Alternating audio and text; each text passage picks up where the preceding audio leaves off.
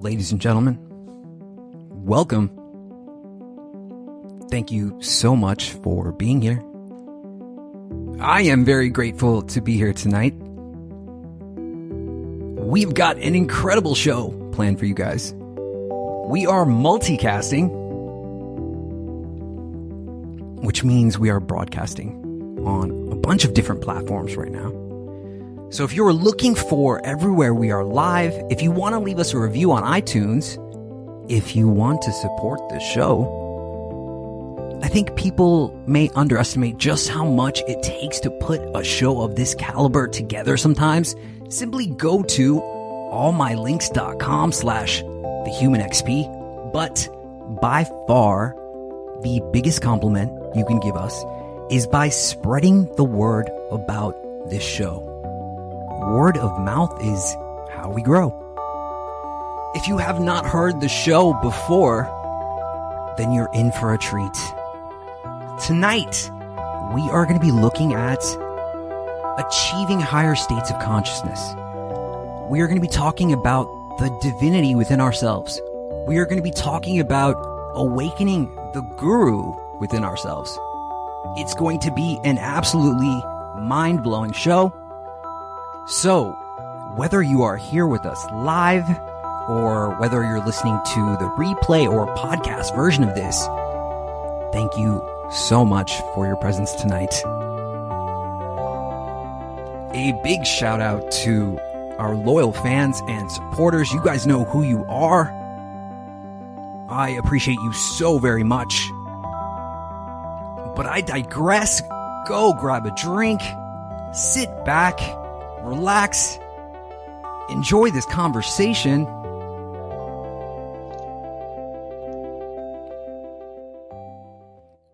The Human Experience is in session. My name is Xavier Katana. My guest for tonight is Nandhiji. Nandhiji is a mystic, yogi, visionary, humanitarian, artist, author, and teacher. Mastery of Consciousness is Nandhiji's book in which he shares the rare teachings of the seldom revealed source of yogic wisdom of the Siddha sages, the liberated mystics of South India. Nandhiji is also the founder of a number of important movements. The Declaration of Consciousness movement, aimed at empowering humanity. World Yogi Day focuses on self-empowerment. And the Ariven Community, which focuses on ways to create self-sustaining farming sanctuaries. Nandhiji, it is an absolute pleasure. Welcome to HXP. Grateful, divine brother. Nandhiji, namaste to you, sir. There's so much I want to ask you tonight. There's so much I want to get into, but let's lay a foundation for, there's many people who may not know who you are. So, tell us a little bit about, where you come from, how you got into this, how you made the choice to start broadcasting your message to the world. Inspired, divine brother. Grateful to be here, and so wonderful to be connecting to each one of us here in the now. My journey began 27 years ago after a wake up through different states of death that I was taken through by my guru. And waking up meant searching for my wholeness, seeking that other larger, vaster being who was within me that I woke up to. And through this journey came the realization of my purpose here, and that is, how do we reach consciousness to humanity? So, consciousness is the only thing we could take from this life to the next. The greatest and the grandest gift of all is, in this birth, consciousness, the supermind. Awake to consciousness, it means we are the sun. Our realities go around us. We have woken up the Guru within us that enables each moment to be the scriptures. We have now woken up to the highest potential within each of us. So in this journey within ourselves is the timelines, the time we experience. The time is where we have the absolute ability to set for ourselves. So as a visionary, I unfold the World Yogi Day, that is astronomically, astrologically, an aligned time of awakening, the time of Mahasivratri, which actually happens just in the next 3 days, which is February 9th. And it's an opportune moment to take a journey within ourselves and go within to February 21st, when we begin to start experiencing the expanded consciousness, which is timelessness, which is what the yogis call the sleepless sleep. The sleepless sleep, the states of Turiya, is when our mind, we have climbed up beyond the mind. We've gone beyond breath. And now we've tapped into the superconscious states of where the I has dissolved into the we, where the I am experience is now the vortex of our own being. When we are able to see the wholeness, we are able to experience the all. So this Mahasivratri, which happens once a year, is happening now. This is one dimension. The other dimension is, okay, so consciousness is beautiful. Consciousness, where consciousness is, wisdom is. And where wisdom is, heavens is as realities. And this is the declaration of consciousness movement across nations, adopted by nations. This is the solution to the crisis of today in different forms, the larger crisis of religion, the crisis of greed. All of this dissipates like light, dissolving away darkness. And that light is the consciousness lit within each one of us, that if we come together, awakening consciousness, where we are, peace dwells. Non-violence is. The higher states of consciousnesses, the divine feminine awakens. So, my vision, these two visions come together to the next dimension, which is my childhood dream. What will it take to save the life of every single old cow after we finish milking it? Let's save its life. Let's create biodynamic organic land. Let's grow the most intelligent indigenous food. And let's feed the hungry. Let's recreate food for the mind, for the health, from a different dimension, from the dimension of compassion, from the dimension of higher givings. So, as a visionary, unfolding all of this as consciousness in different dimensions is the gift of the moment of now, the now where we are together. So I am so grateful to be sharing breath with each of us at this moment, at this time, at this aligned, blessed moment. Yes, sir. Nandhiji, I love it. I love it so much. Just make sure that you're holding that microphone tight, that wire just tight so that it's not bouncing around, and so we can hear you perfectly, because your words are so resonant. I love everything you're saying. So powerful, so magical, the words that you have. And I think this is one of the big reasons I wanted to bring you onto the show, is because you teach and inspire people to find this awakening potential within themselves. You very, very much implore people to find this aspect of divinity within themselves. And I think many of the people hearing this, listening to this, we are seekers. We are looking for the truth, answers, to, questions like, why are we here? Is there a God? What happens after we die? Things like that. So we're looking for these things, but I think sometimes that sometimes the problem becomes that we start to look externally for these answers, So I want to know, in your words, how can we be better at seeking? How can we better find these answers that we are looking for? Beautiful, beautiful question, Divine Brother. And this is so vital, because when we seek only because we know already it exists, so we seek. So the very first dimension of our seeking itself has set us on the journey. In this journey is from outside to the inside. And from the outside to the inside is action. And in this action, the first is understanding time and the timelessness within time that we are. So the moment we see time as that which happens 24 hours and that which are the day and night, set alight a lamp for yourself, a candle or a lamp, anything that is lit. This is something so personal between ourselves and our source, our higher God, our namelessness, infinity, void. Call that infinity absolute in any which way we need. But that's within ourselves. Light the lamp.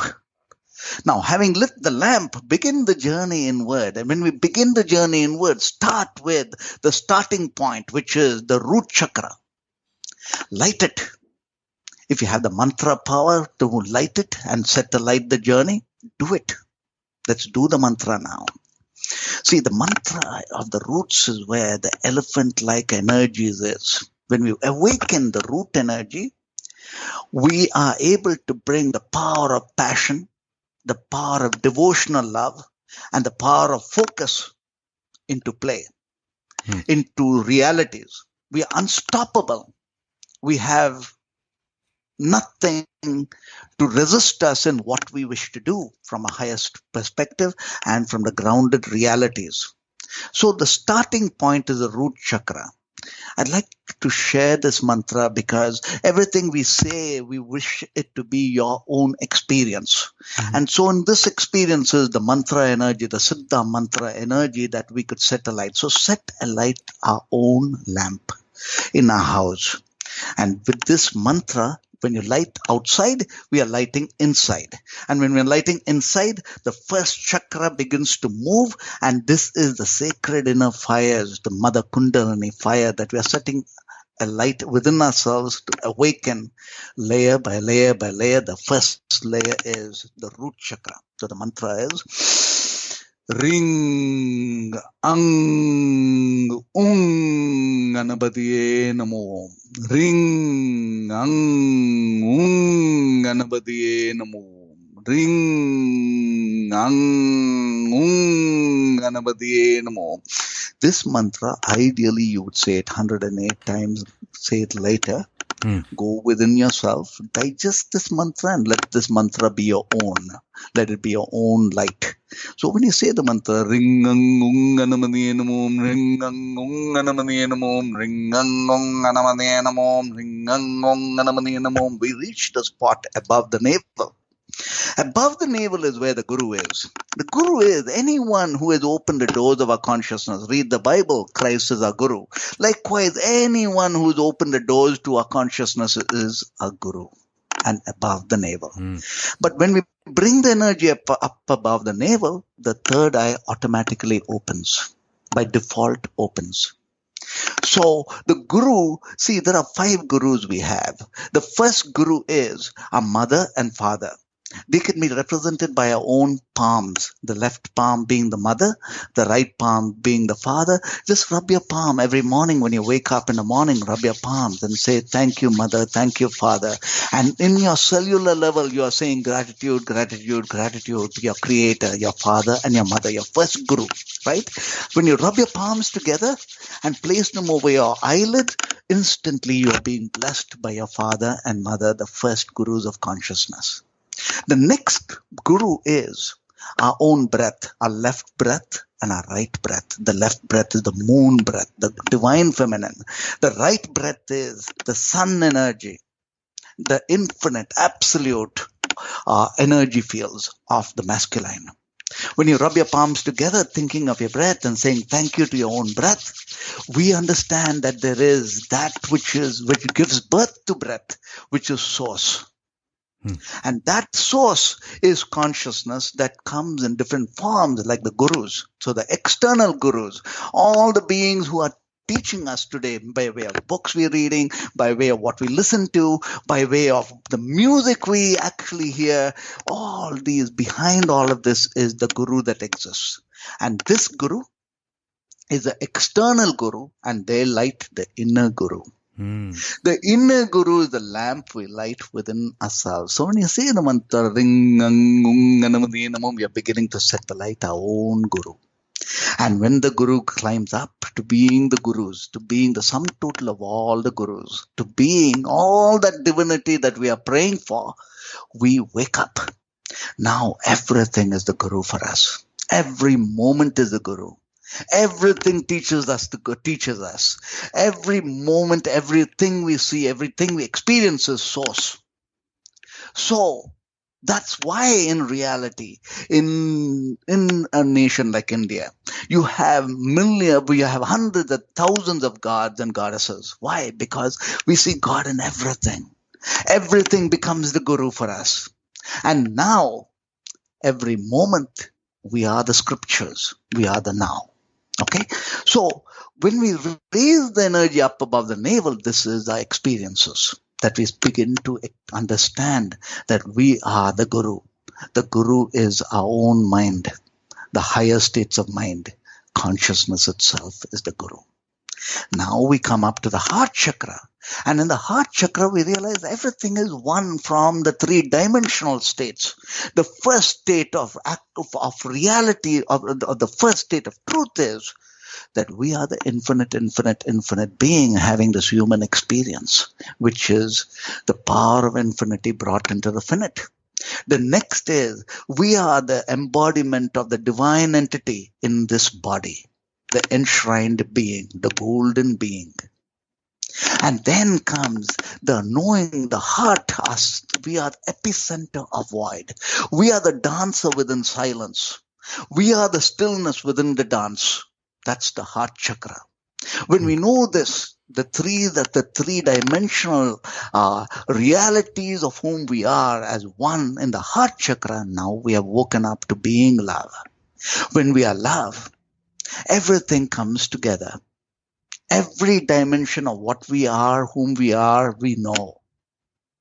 And now we ascend up above love to the next dimension, which is something that most of us in the spiritual realities realize and experience. When we see God, when we see that absolute infinity, when we wake up to that, to the void named and a nameless being, our soul says, I am, but the body and mind says, me too. And that's when the problem begins. Because the me too means hundreds of thousands of births we are trying to resolve in this one birth.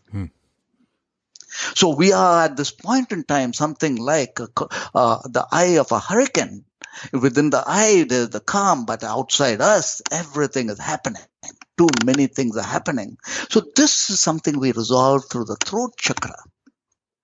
I'm taking us through the journey of visualizing within ourselves. So when we sit back to meditate, we can deploy these dimensions within ourselves. Within the throat chakra is where we dissolve all the karmic dimensions, all the karmic imprints of so many lifetimes before we wish to dissolve in the now, in the throat chakra. So when you come to the throat chakra, let go. Think of the infinite blue sky. And dissolve away all that which is the past. So whenever we as yogis sit together to meditate and expect the future, we can see only the most beautiful dimensions of our highest intent, with all the karmic limitations having been dissolved away into that of absolute potential and opportunities. From the throat chakra, we have literally transformed ourselves like Helen Keller. Anything that was holding us back has now become that of immense beauty and joy, and our karma has become adharma. Dharma means goodness. Dharma means our highest purpose on planet Earth. And akarma is whatever we thought was a limitation in reality has become the asset. And now we move beyond to the next and the final dimension, which is the crown chakra awakening. So when we say the crown chakra awakening, this is, the dream of all of us within ourselves to wake up and be the highest self, the most potential. Whatever we've been seeking for is ultimately aligned to our need to be the vaster, bigger, diamond, potent self. And that is the crown chakra awakening, which actually is like a flower that once it blossoms, it's not going to turn back within. In other words, once we wake up, our journey has begun. We don't look back. We would only be taken more and more into light. And no matter what, we transform to goodness. We are not unstoppable. Consciousness is the idea in time for humanity, is the idea in time for ourselves that once we've woken up, now our journey has truly begun. The journey of grace. Where grace is, more grace grows. We know dharma, so we are the receiving end of dharma. We know karma, so we negate it by stepping out to making sure that we are the spirit having the human experience where every moment of ours is simply perfect. States of joy, we are, so bliss formed, we become. That's the yogi. Wow. And as the yogi, now we are simply the sun shining here. Knowing that we have a shelf life, we enjoy every moment to its infinity. Okay, let me just pause you there. I mean, there's so much information to unpack in that. And so resounding, this journey, this inner movement through the chakras, into the crown chakra to unfold this interconnectedness to source, where we find an ocean of bliss. It's interesting to me, Nandhiji, that right now it seems, I'm sure you know this or you've thought about this, but it seems that we are in the age of the Kali Yuga, the Vedas talked about this. And it seems like people are disoriented. People are easily to anger. They are, I don't know what's going on. It does seem like chaos. And, when you mentioned the hurricane, that's exactly what I saw in my mind. That, I sometimes feel like I am at the center of this hurricane, at the eye of this hurricane, while there's chaos around me. We look at our political system, chaos. We look at our ecological system, chaos. It doesn't seem like there is any place of refuge except inside myself. Would you agree? Yes, Divine Brother. All of this is given to us for us to look inward. This seeming of chaos. And there is really chaos, politically, especially from the US, within the US. Politically and on global scales, it is a bit scary because anything could trigger World War III. And then there is the climate change and all of this that's happening. So within all of this chaos is the light that we are seeking to be. And being that, we transform what could be chaos into that which it's meant to be as in its beauty. In other words, Kali Yuga is actually Kali Yuga, which really means the divine feminine awakening. And when the divine feminine awakens, consciousness awakens. So Kali Yuga in reality is the birthing of Satya Yuga. Satya is consciousness, the age of consciousness. We are giving birth to this age of consciousness, and it's the we. All of us today who are waking up, we are the ones birthing consciousness, Satya Yuga, the age of truth. And this age of truth is within each one of us. And the moment we have made it our own reality, it will be the reality of all of humanity. So within all of this chaos is the ultimate supreme blessings of this moment that we are at, to know that we are the ones who light consciousness for ourselves, who are consciousness that flows, and who will hold and uphold that light, and that light will uphold all that which is reality in its protective vortex, guiding us, expanding us further. Yeah, it's so profound. In your book, you talk about the breath of now. And I know that in yoga, the breath is regarded as something so powerful, because the breath is what connects us to the universe. It's something that is both inside and outside of our body, right? So we breathe, we exhale, and then we inhale. And when we inhale, it's inside of us. So it's our divine connection to the universe, right? So what is the breath of now? How can we be more in the now instead of worrying? I find many people, they worry about, what's going to happen in the future. The future hasn't happened yet. It's always in the future, or there's something in their past it's burdening them. They feel guilty. Maybe they've wronged someone. They've done something incorrect, they feel, right? So how can we simply be at peace within ourselves in the now? Okay, this is such a vital thing to know. When Siddhartha became Buddha, or rather took a journey to becoming Buddha, it really is our own self. Every one of us, 5 times a day, our breath flips to the right unconsciously. Mm-hmm. And for each one of us, if you notice during the evening time when the sun is going down, that's the time we would feel a strange sense of void, a strange sense of sadness, a strange sense of emptiness. And the more spiritual we are, the more we begin to sense it, because it's like the innermost call telling us, hey, time for you to set aside everything and unite to Source, unite to God, unite to your own supreme self, that once a day. So, in this is knowing first that when we feel sad, when we feel a mind low, it is the right time to take the inner journey. And this sadness exists in all of us in different degrees. More so when you're awake, more so when we know we have experienced that highest self, that it's time to let go of everything and take that inner journey.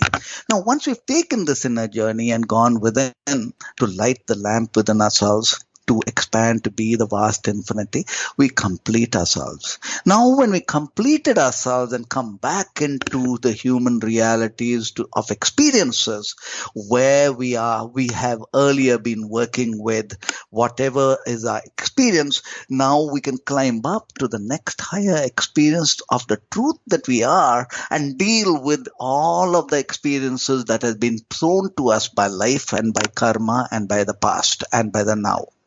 So when we are now given that experience, we know only one beautiful exclamation, which is wow. Right? However it is, there's always the wow within that moment. And if we've been able to feel that wow in each moment, now we are the vortex of light. Now, when we say we are the vortex of light, there is another dimension to it, and that dimension is, okay, so let's experience this moment that we are saying we are God. We are that absolute. We are that almighty. So, if we are that, then all of the light and all of the sages and all of the saints and all of the yogis and all of the rishis and all the beings of light, all the awake beings of the past are going around that light, celebrating that light. Now, in the celebrations of light, through each of these beings, when we say our identity is we are being blessed by the highest thought, which is wisdom. We are now translating that wisdom of the highest thought to heavens as our realities. So, taking these steps within to being the whole really means resetting ourselves to the grandness of experiences and the greatness of the realities that we are here to unfold for ourselves and for all we share breath with, all the living. Mm-hmm. Mm-hmm. Yeah. I mean, there's so much in your words, Nandhiji. I feel so connected to them, and it's almost poetic the way that you put these things. It's so magical, and you make it sound so simple, but it doesn't feel simple. It doesn't feel like it's a simple process at all. And, I think for me anyway, I think that I forget a lot. I forget in the moment.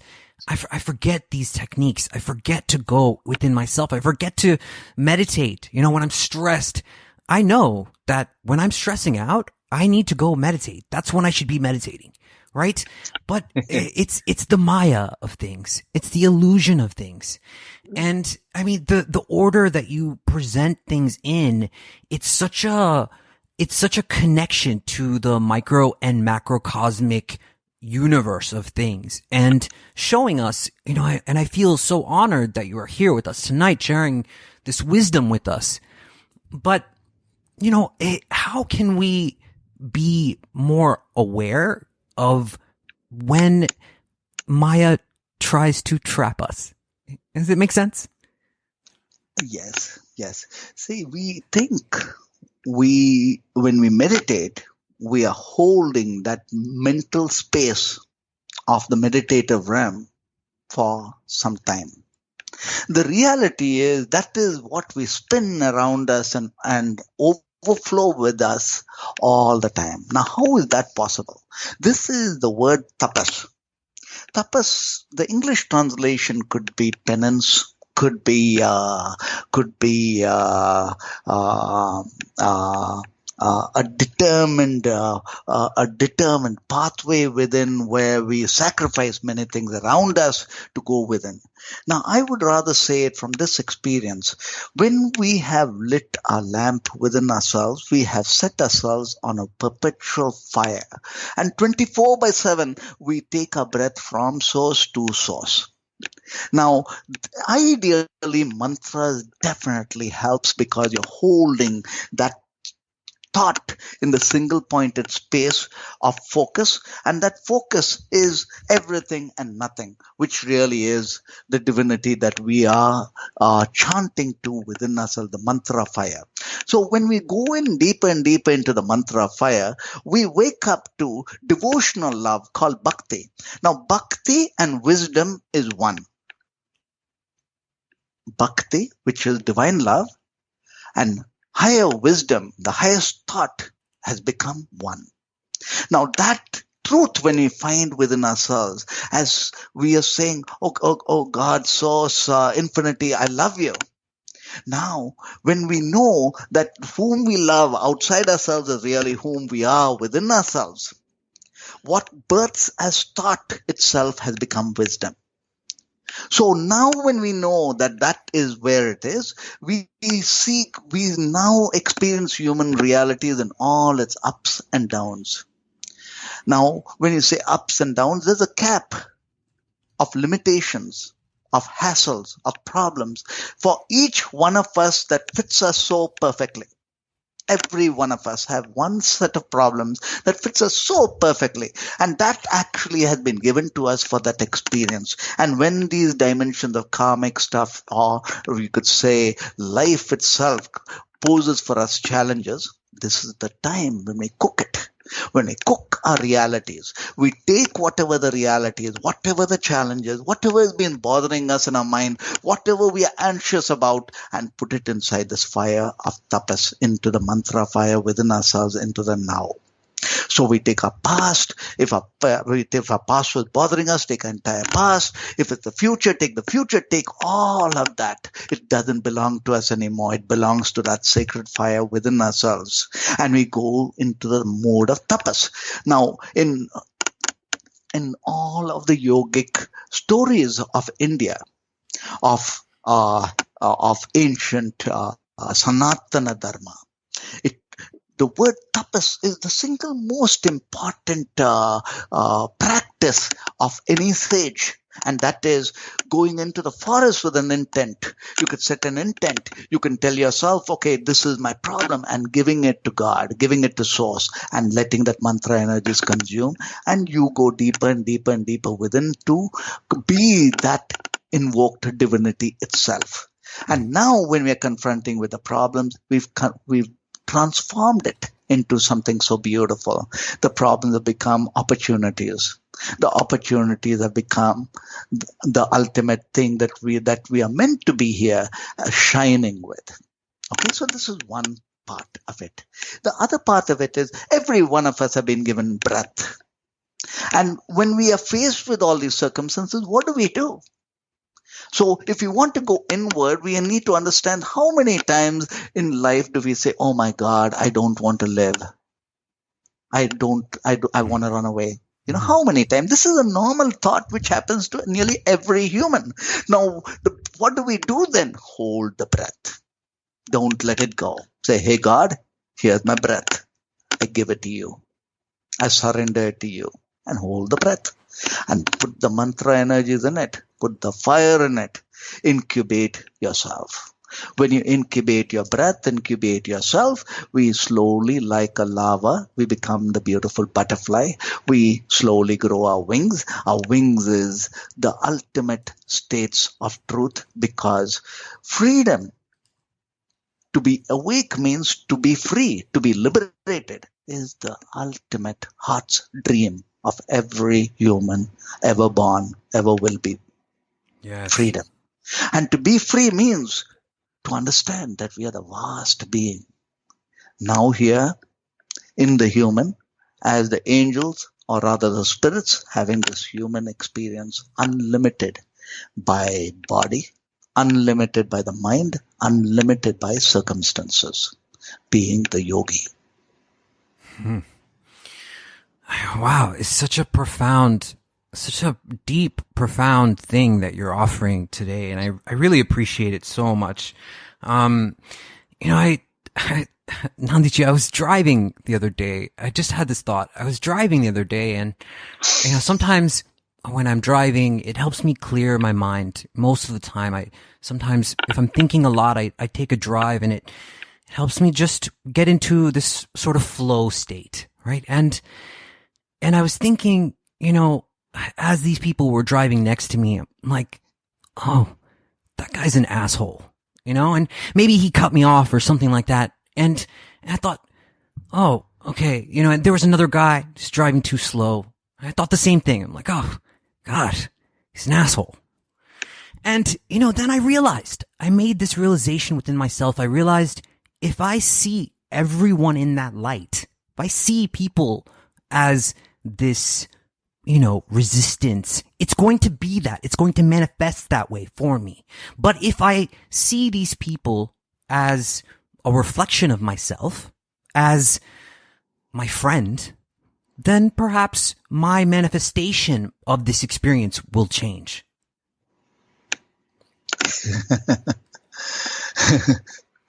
It's so funny that you're mentioning this, because I was just thinking to myself, because it's the third day back in the United States and back in Los Angeles.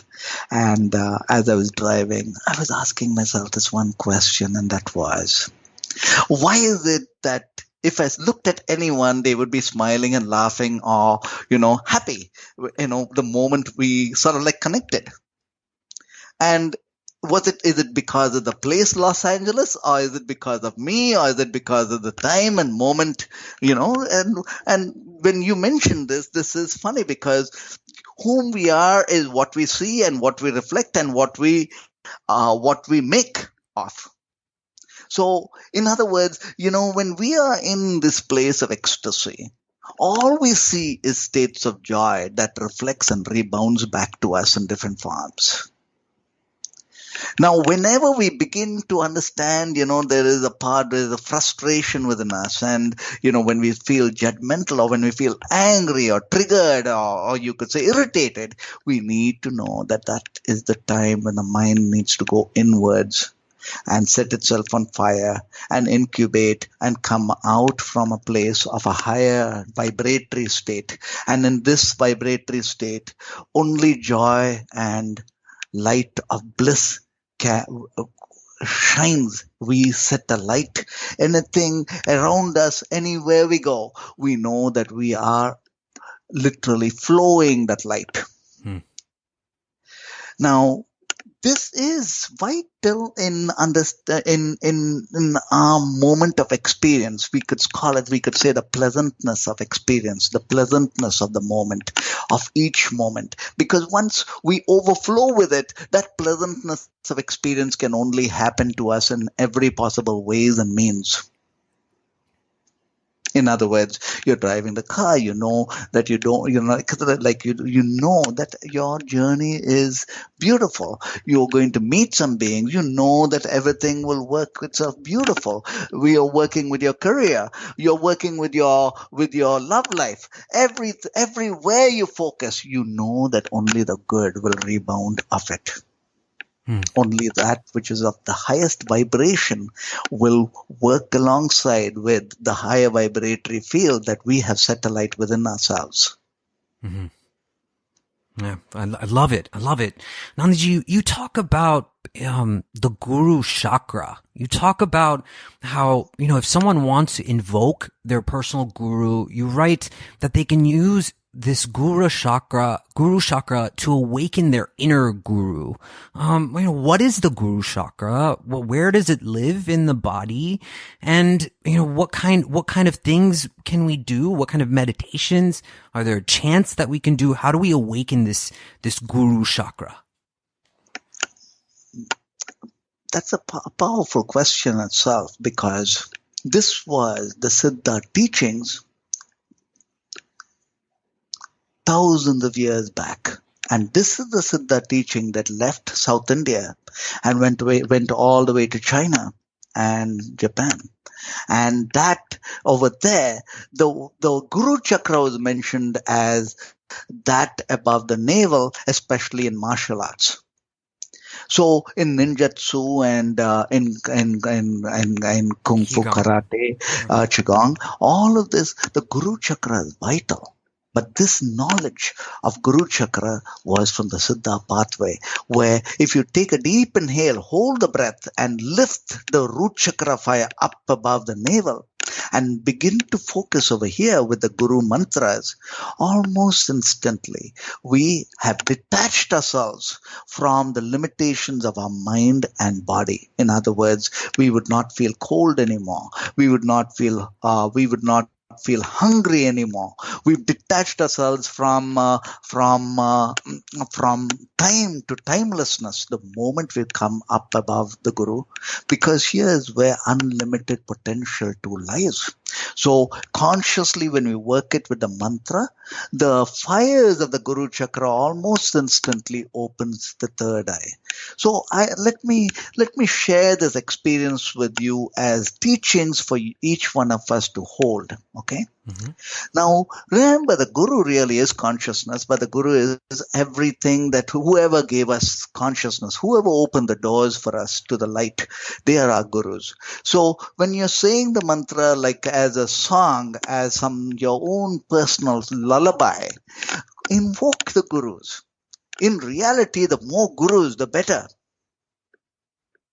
In other words, there is another dimension to this, that is, in your office room or workspace, have pictures of all the beings who inspired us, like Abraham Lincoln and Albert Einstein and all the beings who've inspired us. Pull them in, because they are, when you invoke them, they are Gurus. And that is a state of consciousness that merges with our state of consciousness to be the we states of consciousness. And the more Gurus you have, the more we are tuned into the higher vibrations. So this mantra is a very simple mantra. Use the two palms of our hands to clap. Also, when in terms of work, when we are working and there's a writer's block, our brain has stopped. or our circumstances are so heavy and we want to break free from there, that is, you generate ecstasy within ourselves. The two palms of ours are the most powerful instruments we could ever have, the left palm and the right palm. So clapping it creates the inner music. Okay, so let's say the mantra together. Jaya Jaya Nata, Jaya Jaya Jaya Jaya Nata. Nata, Siva Guru Nata. Seva Guru Nata. Siva is infinity. Si is spirit, Va is the experience. Siva, Siva, Siva, Siva, Siva, Siva. Siva is that infinite, infinite, infinite. See, Carl Sagan mentions that Shiva too had a timeline. Shiva too appeared and disappeared. Many, many, many Shivas appeared and disappeared, but they all disappeared into the final entity, Siva. Siva, Siva. So, Siva. So when you say Va, Va, Va, Va, Va, Siva Guru Nata, Guru is consciousness. Let that Guru we invoke be a conscious. Nata is the being of light. Let those beings of light be our light. Okay? Jaya Jaya Nata Siva Guru Nata, Jaya Jaya Nata Siva Guru Nata, Jaya Jaya Nata Siva Guru Nata, Jaya Jaya Nata Siva Guru Nata, Jaya Jaya Nata Siva Guru. Jai Jaya Nata Siva Guru Nata, Jaya Jaya Nata Siva Guru Nata. Rub your palms together and place them over your eyelids and receive the blessings of all the gurus. If you notice, as we were singing, slowly the energy climbs up and it goes automatically to the third eye. Now, this mantra, any of these mantras, it's like how do you multiply consciousness through the mantras? So take a deep inhale and imagine yourself like a bee vibrating itself. Okay? So the same mantra, Jaya Jaya Nada Guru Nada, Jaya Jaya Nada Jaya Jaya Nada Guru Nada, Jaya Jaya Nada Guru Nada. Okay? Now that speed, when you are saying the mantra, put your tongue backwards and go into the vibratory state through the third eye.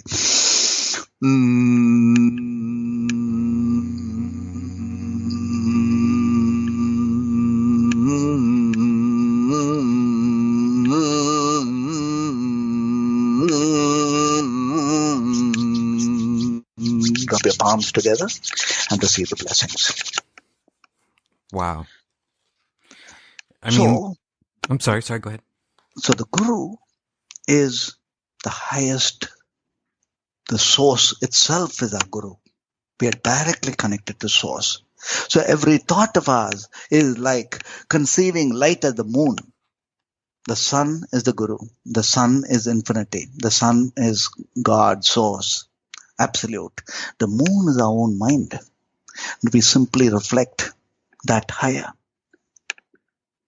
So in this journey is awakening the Guru within ourselves and being the collective oneness of all the masters. And as being the masters, as being the light, now we reflect, or rather our mind conceives pure, pristine wisdom. Mm-hmm. That is consciousness.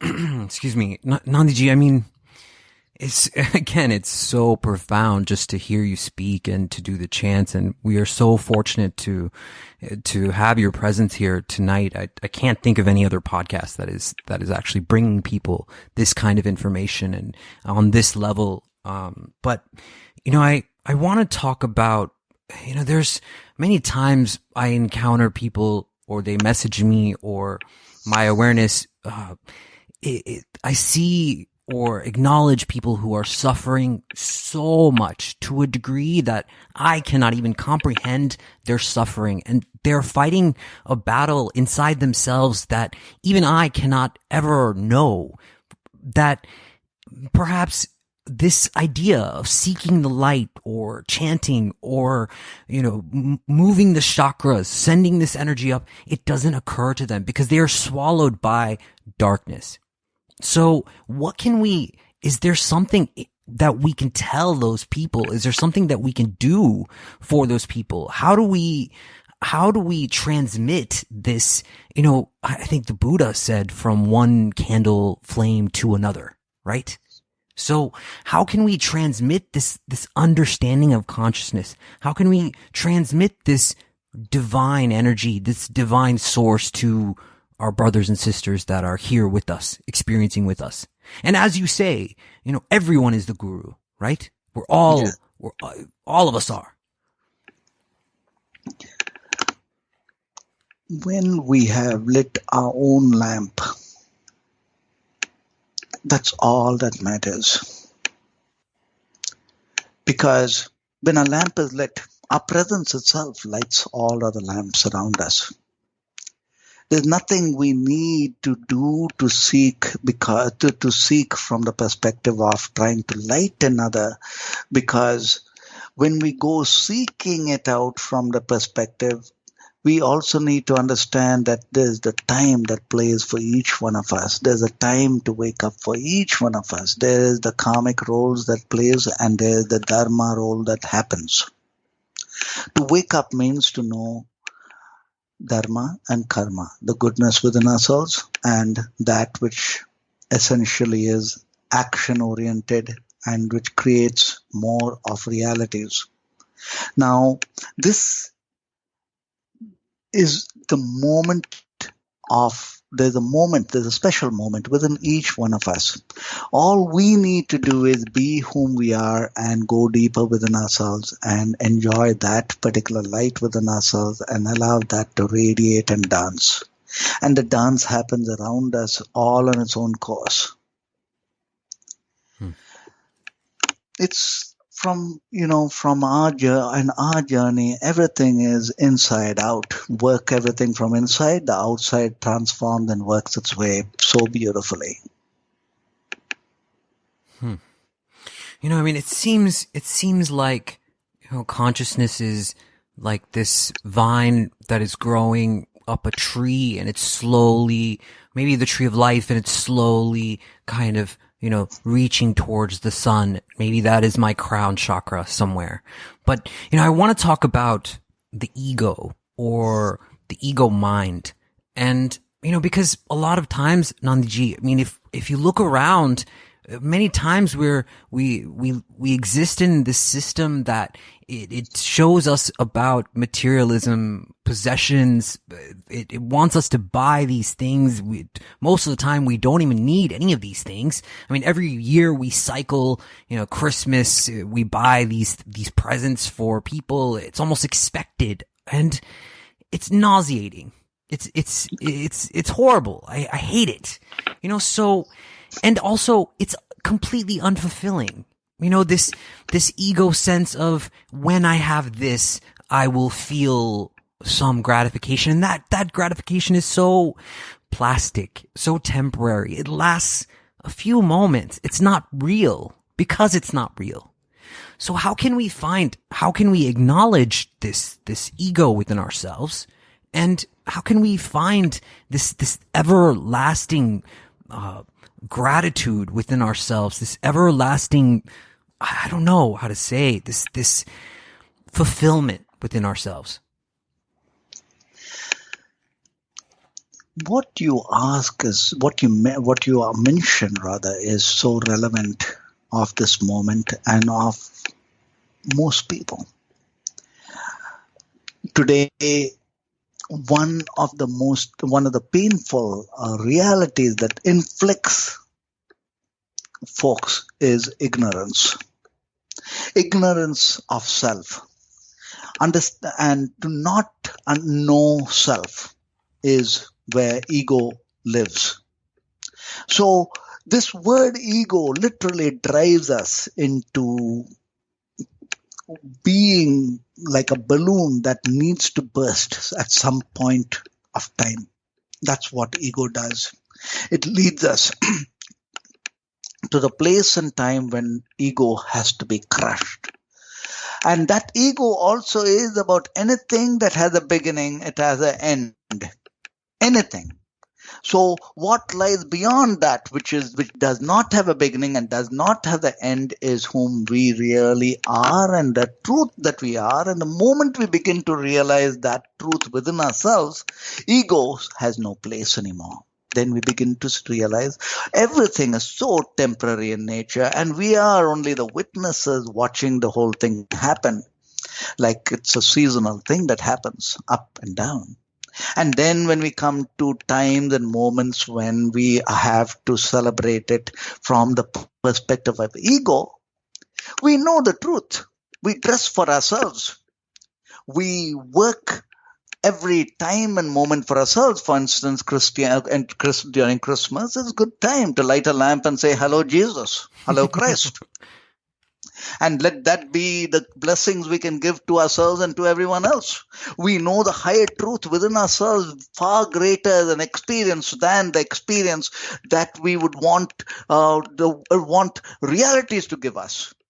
We dictate experiences to celebrate, to enjoy, to keep, not just on any special day, but every day. Every day is our birthday. Every day we are born again. The spirit having this new, beautiful, crisp baby of a mind that has been birthed to experience realities. Every single day we birth the most beautiful mind to enjoy the crisp reality that we unfold. So from these dimensions of saying, okay, so now as the angelic reality, what is the heavens we wish to create? We understand every thought having the potency of manifestation because it is from heart. Everything becomes heart doings, and when it's heart doings, passion comes into play. And a yogic innermost world of focus, it becomes more powerful. A yogi's strength is power of focus, passion, and resilience. The power of resilience, that no matter how many times we fail, we will bounce back 1,000,000 times. That's whom we are. Now, we simply flow. When we flow, we need to know that we are the song. We are that ancient, beautiful song within ourselves. And that brings us back into the states of love, devotion, bhakti, which is the innermost song that is constantly happening within ourselves. And we are that song. And we are that highest wisdom singing as our own intellect. And that which as form we are, we allow it to radiate in its dance. So powerful. We're running out of time. Just to give you some awareness of where we are. It's flew by, but excuse me. But I want to talk about a couple different things before we close. I want to talk about love. And I think the highest possible state that we can be in is love. But I want to talk about romantic love. And, there's something specific about loving the counterpart of yourself, whether you're male, female, or however it works for you. No discrimination. But, how important is this? And, is it something that is key to the human experience, would you say? It's very relevant what you mentioned. We are a bundle of relationships as an energy field and form now. In other words, what we are right now is also, and especially so, all the relationships we have. And the most important relationship that matters to us is love. Now we need to go back a few steps. Who are we now is the sum total of all the past lives into the now. So in the past lives, there has been so many other relationships, and then comes this moment now where all of these relationships come to play, and also the newer ones from the greater, grander realities that we are, or rather the expanded spirit that we are. Now comes the same romantic love that works its way. So when we come to this love, anytime we settle in for understanding that our happiness is outside, inside, we have limited ourselves. The moment we realize it's all from inside outside, we are love. We vibrate love. We draw to us that which vibrates aligning to our highest vibration. In other words, when we are love, we do not seek anything outside ourselves, but at the same time, that which is love that completes us from the karmic perspective, and that which is love that completes us from the perspective of being the expanded consciousness, where love is unconditional. Love is that equating to highest wisdom. Love is that which is equating to divinity. That is the love that we experience, and that is the love that blossoms in our own lives. It's amazing. I mean, there's so much. It seems like it really resonates with me, everything that you're saying. It doesn't seem like it's new information. It seems like this is information that I have within myself already, and then you're just reminding me. And it's the truth that rings the most, right? It rings true. So, I feel that ring when you speak, and I love that so much. I'm feeding off of that. Nandhiji, I want to ask you about a phenomena that's happening more and more that I see, and we cover it a lot on this show. I want to talk to you about psychedelic drugs. Do you feel that these are harmful, that they can disrupt the energy system? How do you feel about psychedelics or drugs or pharmaceutical drugs? We can cover, each aspect of that, please. I think this is a very important segment because people need to know. Now, I cannot comment on psychedelic drugs because I have not taken them. I have not tried LSD. I have not tried ayahuasca, which I would love to try, actually. I have not tried it. But I know one thing is there, that ganja, marijuana, actually is a herb of awakening. But there has to be discipline around it.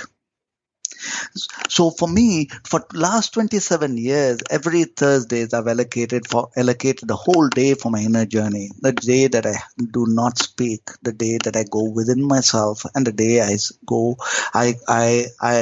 do yoga and meditate the whole day through. And this is the day I do have ganja, marijuana, but I take it after raising my consciousness, after doing some work within myself. So when I'm smoking it, I am actually imbibing it as the grace of all my gurus, and my mind is climbed up to the state beyond the mind where I am in that higher conscious state with source celebrating it. And I would not in any time take ganja outside this. In other words, for recreation or, for instance, for creativity. No, I would not. I would rather utilize it that one day a week, and the rest of the week, no. I would actually be flowing with my mind and working through. This works for me. But what I've realized is when people do take ganja just to basically be happy or climb up, they're actually trying to seek something higher than themselves, within themselves, through that experience. And nearly anyone and everyone whom I know who are into psychedelic drugs and other stuff that basically they are trying to work with are actually seeking that higher self inside themselves. And perhaps with that expanded mind, consciousness does work its way. But every step towards that direction needs to be towards source and needs to be with a master who can guide the beings into that higher source. And it's a bit dangerous to not have the foundation or the spiritual foundation and step into this parameter or this dimension of psychedelics or any other forms of drugs. I've had mushroom and it was beautiful. It was a beautiful experience, and thank God I was able to be in the divine, be with in the source connect mode while having the mushroom. It was a beautiful experience, though I felt I was not totally in control with the destination and the source of my inner journey. Okay. But ganja, I was very clear about what my destination was and what was the source of my inner journey. And when I connected it into oneness, I realized the name of ganja was, by the yogis, is herb of Lord Shiva. It does expand you to being that infinite, vast self that recognizes that infinity to be Lord Shiva and that I am experience. So from here, my advice is that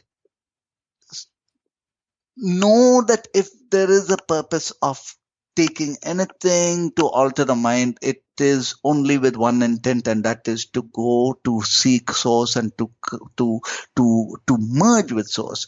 If not, the mind could have its own tricks. The mind already creates a lot of mischief. You don't want the mind to be even more mischievous. You don't want it to be incapacitated with undue, or with unsettled thoughts. We want to first get into the 0 point within ourselves. And this 0 point within ourselves is so vital, because this 0 point is where there's absolute harmony. And it's like mud. You put the seed in the mud of harmony, what will grow out is going to be beautiful. If you grow anything else from unsettled from unsettled nature of where we are, it is not conductive to our growth. So, awaken yourself. It's, as we climb in, we realize we don't need anything from outside to influence us from inside and to work with it. But at the same time, ganja could be used as a tool to attain that higher self. Yes. It's a beautiful tool, but use it wisely. Yes, perfect answer. And then if you could also just answer the last part of that question, which is pharmaceutical drugs, please. Actually, I have no experience because I do not take it. I avoid it completely. As far as what I know, I prefer, at least this is for me, because I have not actually experienced it over the last 27 years. I have not taken any drug or pill. I do know that anything unnatural is going to have its own unnatural realities surrounding it, which we call as side effects. Mm-hmm. So I would rather prefer to say stay with nature, stay with what would be natural to me. At the same time, I will go to a doctor to check up to see if there's anything wrong with me. I will go to a doctor to know what it is. And, supposing, for instance, a remedial measure has to take place, I will trust science. Mm-hmm. Science and rationale is vital in our journey. Like when a person has cancer, you might have to look into what is the progress science has made towards taking care of the cancer, because you can cure cancer in advance scientifically, in other words, through the doctor, through the medical ways, should you know it in advance. So it's always good to keep a mind that is rational, mind that is open, aligned to science, at the same time trust nature. Okay, perfect. Okay, so I just want to move forward a little bit, just in paying regard to the time. So I wanted to ask you, and as you speak, I keep coming up with new questions that I have to ask. So I wanted to ask, the power of intention, the power of manifesting the things that are taking the things that are in our minds and manifesting them into our reality, into our experience of them. It seems oftentimes, life ebbs and flows. There are ups and downs. I mean, sometimes it can be a roller coaster, how much it goes up, how much it goes down. So how can we withstand the the ups and downs, the forces of this, and how can we better, harness the power of intention? Yes. When we go to school, we might learn a lot intellectually, but the reality is we learn from the practice of sitting down on a chair for hours together, and there's a discipline that comes from here that we are able to utilize in terms of a working mode later. Likewise is the power of intent. So it's always good to be able to train the mind to focus and intensely focus like a magnifying glass, converging sunlight into heat and fire. That is how manifestation takes place. So when we, as a yogi, take a journey inside ourselves and we are saying the mantra, our mind begins to learn how to focus and merge into single pointedness.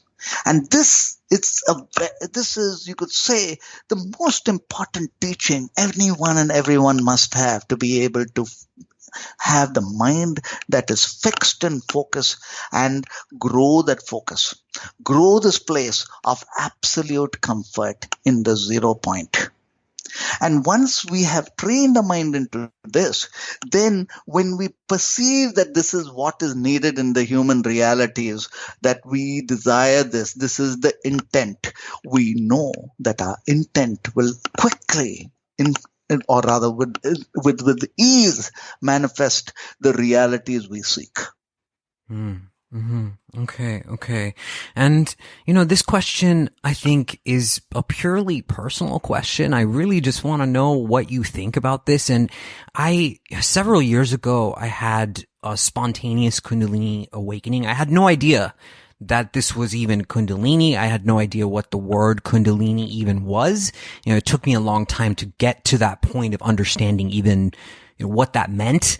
What do you suggest for people? I know it's rare, but there are some people who are, at some level they're seeking it. I think that's a bit absurd and misinformed perhaps, but there are also people who are moving through an awakening process or dealing with an already awakened, Kundalini. What do you suggest for them? Can you talk about this, please? Yes. In English, the word Kundalini could be mentioned as inspiration. That's all. When you're inspired, there's a fire that goes on inside you. When you're mighty inspired, you awaken your innermost fire. So, in our journey within, we have lit our fire. Mother Kundalini has been lit. Now we are rising and rising and rising, and every chakra that Kundalini touches, our reality blossoms. So the moment you blossomed in the ground reality roots, you blossom in the chakra above the navel, where you begin to have the Kundalini blossoming innate wisdom. You climb up to the heart chakra. Kundalini blossoms us to understanding love as wholeness and completeness, as to be love. And then as you climb up, through the throat chakra, the Kundalini dissipates and negates all the impediments that is there as in the human that we are going to experience. Then as this Kundalini fire rises up to the crown chakra, we have now woken up to understanding the vastness of ourselves, the huge, immense being that we are. And then we also realize that we are the divine feminine within ourselves that carries forward the higher conscious feelings such as compassion, empathy, oneness, forgiveness, love, tenderness, nurturing, the nurturing abilities, all of the feminine divinity, all of the feminine traits, which you could say Mother Kundalini is about goodness, the goodness of thought, being good.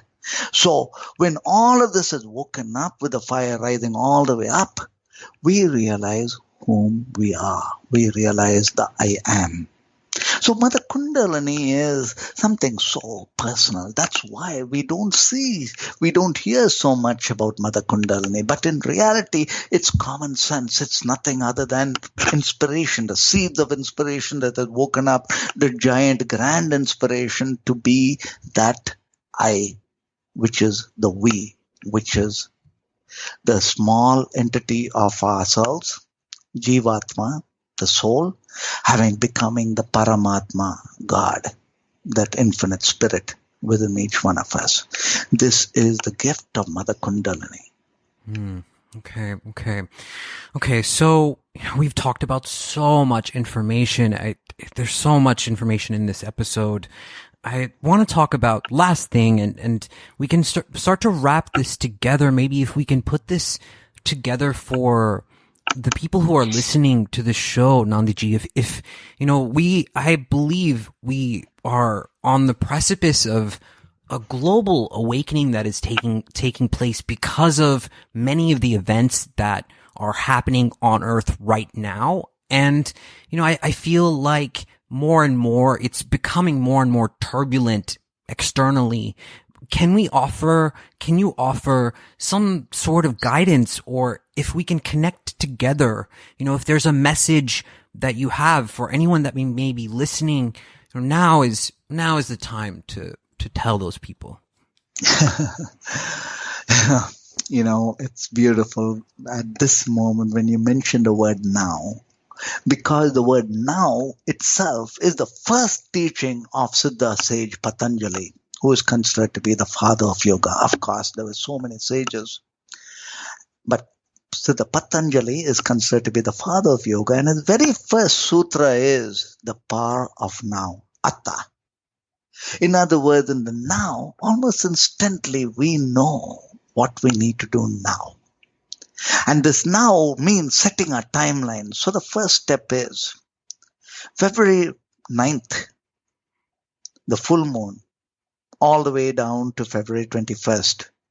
Choose any day, go within ourselves, go within with one intent, that we incubate the I into the we. We take the pilgrimage within ourselves to be the enshrined light that we have been seeking, to climb the mind several states beyond into the states of the supermind, the states of Turiya, where we sleepless sleep, where we understand that now we are one with all of the light. And in this process is awakening to understand whom we are, the highest self, here for the purpose. Now, once we understand ourselves to being the sun itself has no days, has no nights. It simply shines. That's whom we really are. And recognizing this is common sense. In other words, just the thought away is the reality of whom we are. And when we adorn that whom we are, life is the most magnificent experience. And in this experience, we uplift ourselves and all of humanity. We simply shine. So profound. Nandhiji, thank you so much for being here. And I just want to mention, Nandhiji was so kind, and for the last 27 years, before we were in the pre-show, we talked about this. He's taken a vow of silence every Thursday, and he allowed for this sacred space to make time for this 90 or so minutes for us to speak to us specifically. He's been practicing this for 27 years. There's so much information in this book, Mastery of Consciousness. And Nandhiji, where can people find your work? Where can people go to, pick up a copy of this book? There's so much information that we did not cover, and I highly recommend anyone listening to pick this book up. But where can people go to find it? It's Amazon.com. The book is Mastery of Consciousness, or Nandhiji.com, Nandhiji.com. It's a funny thing that you mentioned about the silence and about this moment of the book. Do we have 3 Yes. minutes? Yes. Okay, I'll quickly mention to you a story about this, okay? Because when I went deep inside after waking up, I was inside a cave meditating and meditating and meditating. My external world had completely collapsed. And in my external world, I was an entrepreneur and I was one of the fastest growing companies, and I had over 120 persons working for me, and everything collapsed. And now I was in the depth of depth, asking myself this one question: now what? And that's when I met three sages who had not spoken for over 20 years. And I walked up to them and said, "Hey, divine sages, I have a question for you. My question is, my world is war. My reality is war. Now, what is the form of yoga I need to do to attain this particular peace this form of peace that I am experiencing now inside the cave? What is the form of yoga I need to do there?" And one of the three sages, after a long time, broke his silence saying, "I am breaking my silence for you to serve humanity." So he started speaking to me. And what he spoke to me was so powerful, so profound. And at the end, he said, "I have a gift for you. Ask anything, and I will give it to you." And I said, "You will not be able to give me what I ask you for." Because I thought whatever I was going to ask for was going to be so, you could say, outrageous. And the sage said, no, we are going to be walking all the way from Tiruvannamalai, South India, all the way up to the Himalayas, and we'll be walking across India all barefoot. And anything we think of, we will be able to make it happen, and we will make it true. So if you want to be the prime minister of your country, you want to be the richest person on this land, let us know what you want. So I said, "Give me that wisdom which is within your silence." They said, no, you can ask for anything else, but don't ask for that. I said, "That's the only truth I seek." And then they smiled, and he said, "Now we understand why we broke a silence for you. We would delightfully give it." And that results in the book Mastery of Consciousness. And then they said, "Okay, we have a gift for you. Will you receive it?" I said, "With humility and with honor, I will receive what you have to give me." And they said, "Saivam Vetri." Saivam is one who has woken up. Saivam is one who's realized oneness. Saivam is the awake. Vetri is victory. So victory to consciousness. The moment they told me victory to consciousness, that woke me up to understand why on earth I am here, to unfold consciousness. So with this, divine brother, grateful. Thank you for your presence, and to all over here with us sharing this breath, let the light within ourselves shine. Nandhiji, if I could ask one last thing of you, you've been so generous, but we have, if I made a couple extra minutes, would there be time for a chant that we could do? Of course. Okay. Of course. Okay.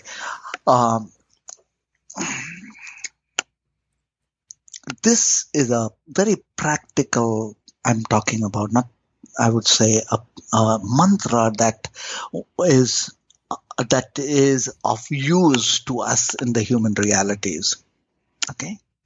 This mantra is Atta, Om Namah Shivaya. Atta, Om Namah Shivaya. Atta is now. Om Namah Shivaya. This is to wake up the now within us. The very first step to the spiritual light is being the now. The moment we are the now, we are in the unions. So Atta Om Namah Shivaya. Let's say it's Atta Om Namah Shivaya. Atta Om Namah Shivaya. Atta Om Namah Shivaya. Atta Om Namah Shivaya. Atta Om Namah Shivaya. Atta Om Namah Shivaya. Atta Om Namah Shivaya. Om Namah Shivaya. Atta Om Namah Shivaya. Now, See, the word consciousness, which is the mind, because the mind where we are, think from, is our entire reality. If that is multiplied, so is whom we are and what realities we unfold and what is the experience we are having. So this is another mantra you would want to combine with breath. Om, Ari, Om. Om, Ari, Om. Om is the left breath. Ari is consciousness. Om is the right breath. Om, Ari, Om. Om, Ari, Om. Om, Ari, Om. Om, Hari Om, Hari Om, Hari Om. Om, Hari Om, Hari Om, Hari Om. Om, Hari Om, Hari Om, Hari Om. Om, Hari Om, Hari Om, Hari Om. Om, Hari Om, Hari Om, Hari Om. Ari is consciousness. Ari is the awake mind. So these two mantras, Atta Om Namah Shivaya, gets us on the journey. Om Hari Om is awakening the supermind within ourselves to flow as the sunlight reflecting from the moon, as pure wisdom, as to know what is the most beautiful, optimal thought. For every breath, there is the expanding consciousness that we are. With thought becoming wisdom, we are the human being the angels. We are that of the highest self, now simply vibrating, shining, and celebrating. Perfect. I mean, you are, sir, are holographic. I mean, I love it so much. Guys, wow, what an episode. I mean, who does this? Who brings you this type of content on a regular basis? Just us. No one else. Week after week. Home run after home run. What an episode. I mean, if you made it to the end, wow. The book is called The Mastery of Consciousness, available on Amazon. My guest, Tapas Yogi Nandi. We'll make that link available on the website. If you want to do something for the show, support us. Just lend us your support. Tell someone about the show. That's one way. You can leave a review on iTunes, second way, and or make a contribution. Let us know that you care about what we're doing here. It takes a lot of energy, a lot of time. Thank you so much for your presence tonight. See you next week.